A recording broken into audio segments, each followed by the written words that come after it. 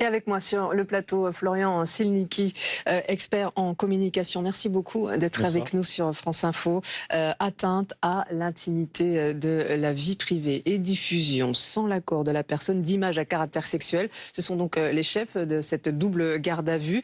Que dit la loi à ce propos ?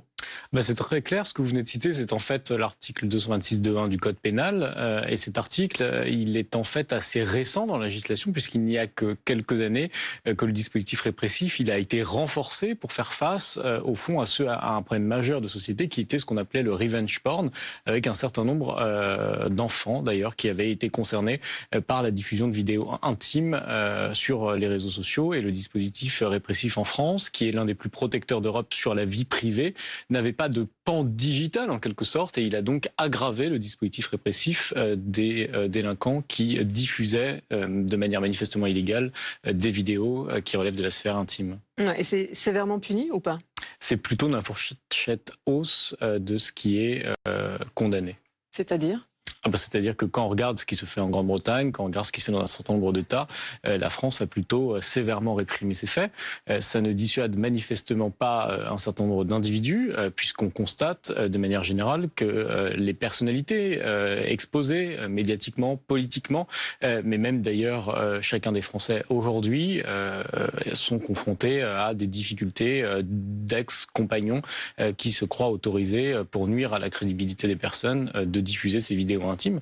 C'était quand même historiquement des moyens de déstabilisation politique et on voit que cela revient sur le devant de la scène. Mais ça ne concerne pas que les personnalités, tout le monde qui a accès aux réseaux sociaux. Je rappelle que vous êtes expert en réseaux sociaux. C'est un vrai casse-tête pour tout le monde en fait, c'est Internet et cette jungle autour des poursuites possibles. Oui, et à plusieurs titres. D'abord parce que même si l'on est protégé par la législation, étant donné que le temps judiciaire, il n'est pas le même que le temps médiatique ou le temps politique ou encore le temps des affaires, eh bien la justice médiatique, la justice digitale passe avant même que les tribunaux judiciaires n'aient pu s'exprimer sur le dossier. Et ça pose une difficulté, et on l'a vu avec Benjamin Griveaux, parce que l'honneur d'un homme était à terre, parce qu'une campagne politique était potentiellement déstabilisée, alors même que judiciairement il n'y a rien d'illégal dans ce qui peut, à ce stade, apparaître... Oui, la meilleure défense, c'est ce qu'on a dit plusieurs fois, c'était la prudence. Mais puisque vous évoquez donc l'affaire Benjamin Griveaux, est-ce que ça peut justement faire accélérer les choses, le fait que ça touche une personnalité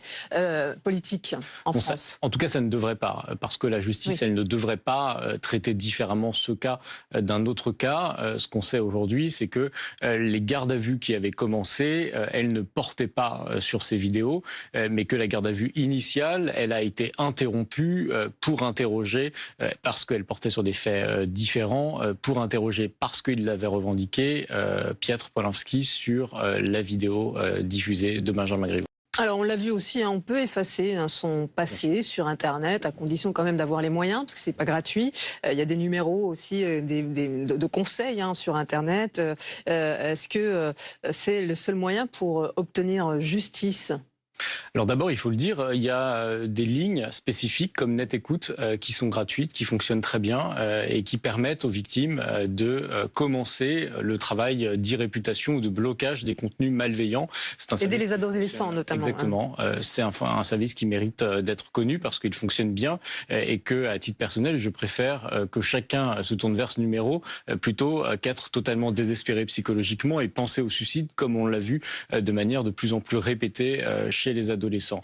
Mais il y a aussi, et moi j'en accompagne au quotidien, un certain nombre de chefs d'entreprise, de personnalités médiatiques qui peuvent avoir recours à des sociétés de nettoyage de ces contenus malveillants sur Internet.